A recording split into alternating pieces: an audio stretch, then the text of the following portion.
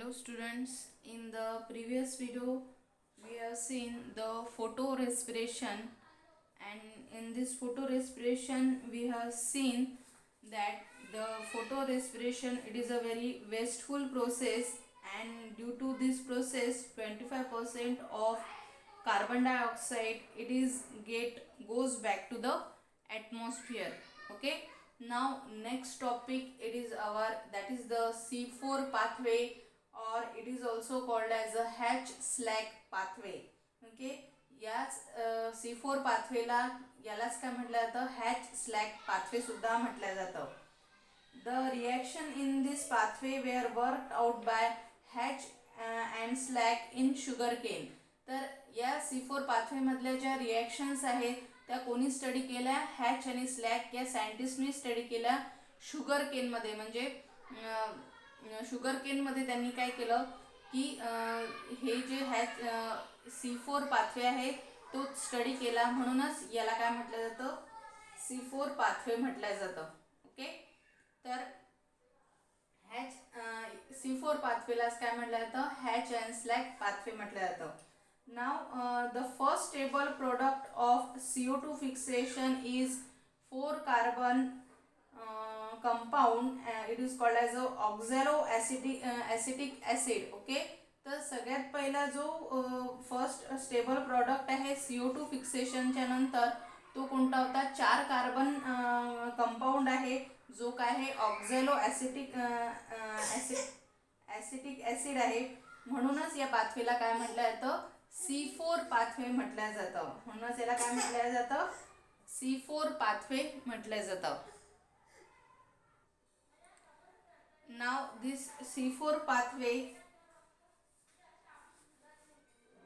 जी की स्टडी केलेली आहे हॅच आणि स्लॅकनी इन शुगर केनमध्ये, म्हणूनच याला काय म्हटलं जातं, हॅच अँड स्लॅक पाथवे म्हटलं जातं. आणि C4 पाथवे का म्हटलं जातं, कारण की जो फर्स्ट जो स्टेबल कंपाऊंड आहे, जो काय आहे ऑक्झॅलो ॲसिटेट आहे, तो काय आहे 4 कार्बन कंपाऊंड आहे. ओके, हा जो ऑक्झॅलो ॲसिटेट हा जो कंपाऊंड आहे हा 4 कार्बन कंपाऊंड आहे, म्हणूनच याला C4 पाथवे म्हटलेला आहे. आणि C3 पाथवेला आपण C3 पाथवे का म्हणत होतो, कारण की तिथे जो पहिला जो स्टेबल कंपाऊंड होता केल्विन सायकलमधला तो कोणता होता, 3PGA होता, म्हणजे 3 कार्बन कंपाऊंड होता. म्हणूनच त्याला काय म्हटलं जातं, त्या सायकलला केल्विन सायकलला म्हटलं जात होतं C3 पाथवे. आणि याला का म्हटलं जात आहे C4 pathway hatch and slack पाथवेला, कारण की इथे पहिला जो स्टेबल कंपाऊंड आहे तो कोणता आहे, 4 कार्बन कंपाऊंडवाला आहे, दॅट इज द ऑक्झॅलो ॲसिटेट, आणि म्हणूनच याला म्हटलं जातं C4 पाथवे. ओके, त्याच्यानंतर हे जे C4 पाथवे आहे,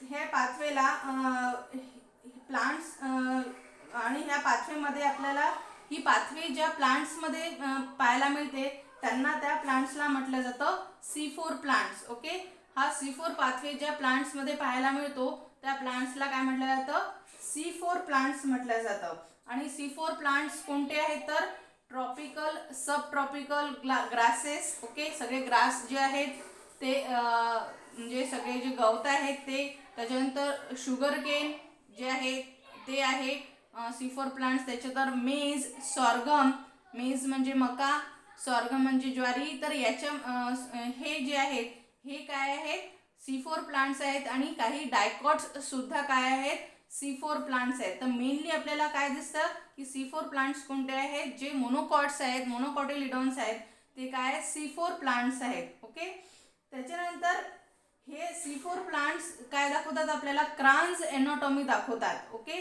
C4 प्लांट्स काय दाखवतात, क्रान्स एनाटॉमी दाखवतात. क्रान्स एनाटॉमी दाखवतात म्हणजे काय की या C4 प्लांट्समध्ये जर आपण त्याच्या लीफचा जर सेक्शन घेतला, TS घेतला, तर आपल्याला काय दिसेल, असं स्ट्रक्चर दिसेल. Now this it is called as a kranz anatomy. It is called as a kranz anatomy. आता क्रान्स एनाटॉमी का म्हटलं आहे याला, कारण की in this plants palisade tissue is absent. तर याच्यामध्ये आपल्याला काय दिसतं, जर TS आपण घेतला, ट्रान्सफर्स सेक्शन जर घेतला, तर इथे काय दिसतं आपल्याला की इथे पॅलिसेड टिश्यू जे आहेत ते अब्सेंट दिसतात. ओके, पॅलिसेड टिश्यूज आपल्याला इथे दिसत नाही. त्याच्यानंतर vascular bundle are surrounded by bundle sheath. ही जे व्हॅस्क्युलर बंडल आहेत, हे पहा, हे जे रेड कलरचे हे काय आहे, व्हॅस्क्युलर बंडल आहे. ओके, तर हे जे व्हॅस्क्युलर बंडल आहे हे कोणत्याही सेल्सनी सराउंडेड आहे बाय बंडल शीथ सेल. या सेल्सला काय म्हटलं जातं? बंडल शीथ सेल्स म्हटलं जातं, कारण की हे काय आहे? व्हॅस्क्युलर बंडलच्या सराउंडेड आहे. पूर्ण सराउंडेडला व्हॅस्क्युलर बंडलच्या हे जे सेल्स आहेत त्याला म्हटलं जातं बंडल शीथ सेल्स. ओके, त्याच्यानंतर क्लोरोप्लास्ट इन बंडल शीथ. या बंडल शीथ मधले क्लोरोप्लास्ट जे आहेत, या बंडल शीथ सेल्स मधले जे क्लोरोप्लास्ट आहेत ते कसे आहेत? लार्ज आहेत अँड विदाउट ग्रॅना. आणि त्याच्यामध्ये आपल्याला ग्रॅना दिसत नाही किंवा व्हेरी वेल डेव्हलप ग्रॅना दिसत नाही. आलं का लक्षात? तर क्लोरोप्लास्टचं स्ट्रक्चर तुमच्या लक्षात असेल. तर क्लोरोप्लास्टच्या स्ट्रक्चरमध्ये काय दिसतं आपल्याला? ग्रॅना आणि स्ट्रोमा दिसतात. ओके, ग्रॅना म्हणजे कोणतं? एकावर एक जे थॅलोकॉइड असतात त्यांना आपण ग्रॅना म्हणतो. तर या इथे काय दिसतं आपल्याला की जे बंडल शीथ मधले जे बंडल शीथ सेलमध्ये जे क्लोरोप्लास्ट आहे तिथे आपल्याला काय दिसतं की क्लोरोप्लास्ट कसे आहेत? तिथले मोठे मोठे आहेत, लार्ज आहेत आणि यांच्यामध्ये ग्रॅना काय आहे? अब्सेंट आहे. ग्रॅना विदाउट ग्रॅना आहे किंवा खूपच कमी डेव्हलप झालेला ग्रॅना आपल्याला इथे दिसून येतो या बंडल शीथ सेल मधला क्लोरोप्लास्टमध्ये. त्याच्यानंतर जे क्लोरोप्लास्ट कुठे आहेत? मिझोफिल सेल्स मध्ये आहेत. हे काय आहेत? आजूबाजूचे हे काय आहेत? सगळे मिझोफिल सेल्स आहेत. तर मिझोफिल सेल मधले जे क्लोरोप्लास्ट आहेत ते कसे आहेत? स्मॉल आहे आणि विथ वेल डेव्हलप्ड ग्रॅना. आणि मिझोफिल सेल्स मध्ये काय दिसतं आपल्याला की वेल डेव्हलप्ड ग्रॅना आपल्याला इथे पाहायला मिळतो. ओके, त्याच्यामुळे म्हटलेलं आहे की दस काय म्हटलेलं आहे की जे in C4 plants chloroplast show dimorphism. म्हणून क्लोरोप्लास्ट C4 प्लांट्स मध्ये काय दाखवतात? डायमॉर्फिझम दाखवतात. म्हणजे दोन प्रकारचे क्लोरोप्लास्ट आपल्याला इथे पाहायला मिळतात या C4 प्लांट्स मध्ये. ओके, म्हणजे बंडल शीथ सेल मधले क्लोरोप्लास्ट कसे आहेत? मोठे आहेत आणि विदाउट ग्रॅना आहेत. आणि मिझोफिल सेल्स मधले जे क्लोरोप्लास्ट आहेत ते स्मॉल आहेत आणि विथ वेल डेव्हलप्ड ग्रॅना आहेत. ओके, म्हणजे डायमॉर्फिझम म्हणजे काय? दोन टाइप्सचे क्लोरोप्लास्ट इथे आपल्याला पाहायला मिळत आहे या C4 प्लांट्स मध्ये. त्याच्यानंतर the enzyme that is the PEP carboxylase. Okay, the enzyme PEP carboxylase is present in mesophyll chloroplast and RUBP carboxylase in bundle sheath chloroplast. तर मिझोफिल सेल्स मध्ये काय दिसतं आपल्याला? हे जे PEP कार्बॉक्झिलेस आहे हे एन्झाईम आपल्याला पाहायला मिळतं. आणि बंडल शीथ सेल मध्ये कोणतं एन्झाईम पाहायला मिळतं? RUBP कार्बॉक्झिलेस हे एन्झाईम पाहायला मिळतं. आलं का लक्षात?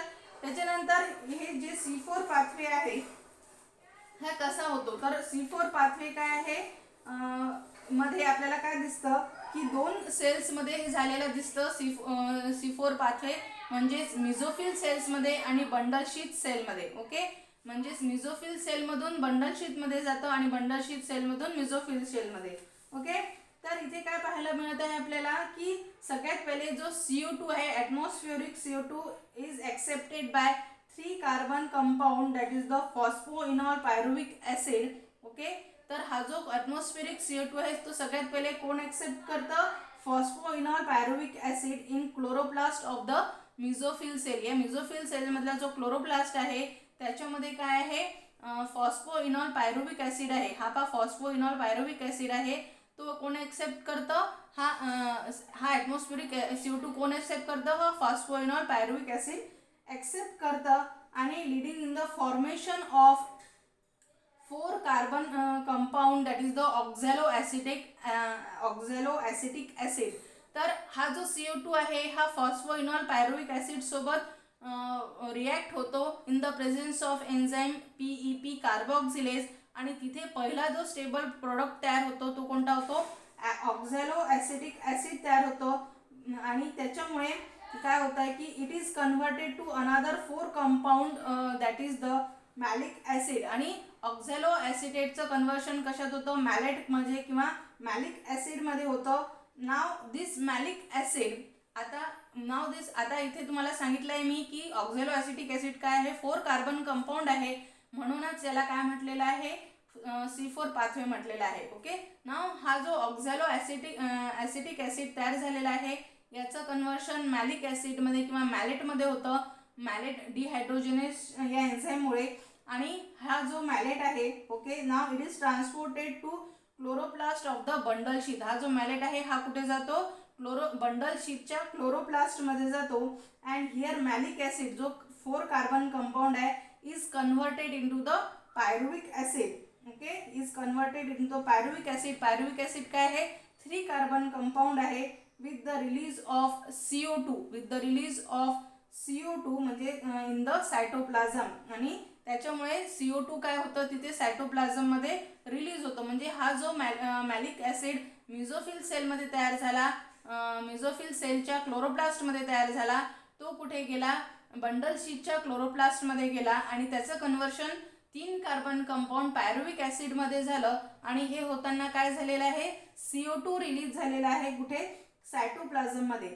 Thus concentration of CO2 increases in the bundle sheath cell. आणि म्हणूनच जे कॉन्सन्ट्रेशन आहे CO2चं, कार्बन डायऑक्साईडचं, ते कॉन्सन्ट्रेशन इथे इन्क्रीज झालेलं आपल्या बंडल शीथ सेलमध्ये आपल्याला दिसते. त्याच्यानंतर chloroplast of this cell contain enzymes for Calvin cycle. आणि केल्व्हिन सायकलसाठी आपण केल्व्हिन सायकल पाहिलेलीच आहे, त्याच्यासाठी जे एन्झाईम्स लागतात ते इथे बंडल शीथच्या क्लोरोप्लास्टमध्ये आपल्याला असतातच ते. No because of concentration of high concentration of CO2 IUBP carboxylate participate in Calvin cycle not photo respiration. आता इथे काय दिसतं आपल्याला की CO2चं कॉन्सन्ट्रेशन बंडल शीथ सेलमध्ये हाय असल्यामुळे ते हा जो CO2चं कार्बोक्सिलेशन झालेलं आपल्याला दिसतं, ना की फोटो रेस्पिरेशनचं. जसं की आपण पाहिलं फोटो रेस्पिरेशन कधी होतं, जेव्हा हाय कॉन्सन्ट्रेशन ऑफ ऑक्सिजन असेल तेव्हा. पण बंडल शीथमध्ये काय होत आहे की या मिझोफिल सेलमधून आलेला हा जो मॅलेट आहे याचं कन्व्हर्शन होऊन पायरुविक ॲसिडमध्ये होत आहे आणि तिथे काय रिलीज झाला आहे, CO2. म्हणजे आधीच तिथे CO2 प्रेझेंट आहे आणि अजून तिथे CO2 या मॅलेटपासून पायरुवेट तयार होताना रिलीज झाला आहे. म्हणजे हाय कॉन्सन्ट्रेशन ऑफ CO2 झालेला आहे. म्हणून इथे आपल्याला काय दिसतं की फोटो रेस्पिरेशन होताना नाही दिसत आणि CO2 कुठे जातं, केल्व्हिन सायकलमध्ये गेलेलं आपल्याला तिथे दिसतं. आणि sugar form in Calvin cycle is transported into the phloem. आणि केल्व्हिन सायकल पासून आपण पाहिलेलीच आहे केल्व्हिन सायकल, तर तिथे काय तयार होतो, ग्लुकोज तयार होतो, जे शुगर तयार होते आणि ती कुठे ट्रान्सपोर्ट केल्या जाते, फ्लोएममध्ये ट्रान्सपोर्ट केल्या जाते. नाव आता हे जे pyruvic acid generated in bundle sheath री एंटर्स मिझोफिल्स. आता पायरुविक ॲसिड जे तयार झालेलं आहे बंडल शीथ सेलमध्ये ते पुढे पुन्हा कुठे जातं, री एंटर करतं, कुठे जातं, मिझोफिल सेलच्या क्लोरोप्लास्टमध्ये. And regenerate PEP by consuming ATP. आणि इथे काय होतं, पुन्हा PEP इथे तयार होतो. ओके, हा जो PEP आहे हा पुन्हा इथे तयार होतो आहे पायरुविक ॲसिडपासून आणि बाय कन्झ्युमिंग द ATPचं कन्झ्युम करून इथे काय तयार होतात, AMP तयार होतात. Now since this conversion result in the formation of AMP not ADP. तर हे कन्व्हर्शन होताना म्हणजे पायरुविक ॲसिडचं कन्व्हर्शन PEP मध्ये होताना ATPचं कन्व्हर्शन कशात झालं, AMP झालं. म्हणजे ॲडेनोसिन मोनोफॉस्फेटमध्ये झालं, ना की ॲडेनोसिन डायफॉस्फेटमध्ये. 2 AMP are required to regenerate ATP from AMP. म्हणूनच 2 AMP लागत आहेत कशाला, ATP रिजनरेट व्हायला फ्रॉम AMP. दस C4 pathway needs 12 additional ATP. म्हणूनच C4 पाथवेमध्ये काय दिसतं आपल्याला की 12 ॲडिशनल ATPs पाहिजे आहे आपल्याला C4 पाथवे करण्यासाठी. The C3 pathway requires 18 ATP for synthesis of 1 glucose molecule. पण C3 पाथवेमध्ये काय दिसतं आपल्याला की 18 ATP पाहिजे आहे 1 ग्लुकोज मॉलिक्यूल तयार करण्यासाठी. ओके, C3 पाथवेमध्ये काय दिसतं आपल्याला की 18 ATP पाहिजे आहेत 1 ग्लुकोज मॉलिक्यूल तयार करण्यासाठी. पण C4 पाथवेमध्ये किती पाहिजे, ते 30 ATP पाहिजे आहेत. म्हणजे 30 ATP लागतील तेव्हा एक ग्लुकोज मॉलिक्यूल तयार होईल कोणामध्ये, C4 पाथवेमध्ये. आणि C3 पाथवेमध्ये काय होईल की 18 ATPs लागतील एक ग्लुकोज मॉलिक्यूल तयार करण्यासाठी. ओके, दस C4 प्लांट्स आर बेटर फोटोसिंथेटायझर. म्हणूनच C4 प्लांट्स काय बेटर काय करतात, ते बेटर फोटोसिंथेसिस करतात. आणि इथे काय दिसते आपल्याला, no photo respiration in this plants. आणि या C4 प्लांट्समध्ये आपल्याला कोणतंही फोटो रेस्पिरेशन होताना दिसत नाही, कारण की इथे ऑक्सिजनचं कॉन्सन्ट्रेशन हाय होतच नाही. तर इथे हाय कॉन्सन्ट्रेशन कशाचं होतं, CO2चं होतं. आणि म्हणूनच काय होतं इथे आपल्याला फोटो रेस्पिरेशन इथे झालेला दिसत नाही या प्लांट्समध्ये. Okay, thank you. आता याच्यानंतरचा पार्ट आहे that is the CAM, that is the crassulacean acid metabolism. Okay, thank you.